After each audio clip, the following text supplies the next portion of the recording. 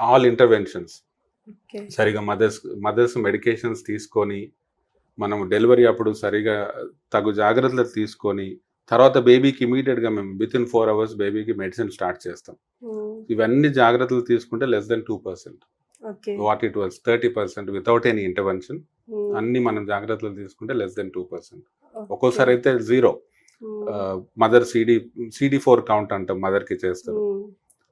ఆ లెవెల్ బాగుండి viral load 0 ఉంటే. సరే, ఇప్పుడు ఇంకోటి ఏంటంటే HIV, herpes and hepatitis B infections అంటున్నారు. అసలు ఇవంటే ఏంటి? హర్పిస్ అంటే it is herpes infection. Herpes simplex type 1 type 2 ఉంటుంది. అంటే లక్షణాలు ఎలా ఉంటాయి? మదర్కు జెనిటేలియా మీద రెడ్ స్పాట్స్ వస్తాయి. ఫీవర్ రావచ్చు, మదర్కు జెనిటేలియా మీద స్పాట్స్ వస్తాయి. సో అది బేబీ కాంటాక్ట్ డెలివరీ టైంలో బేబీ కాంటాక్ట్ నార్మల్ డెలివరీ అయితే రిస్క్ ఎక్కువ ఉంటుంది.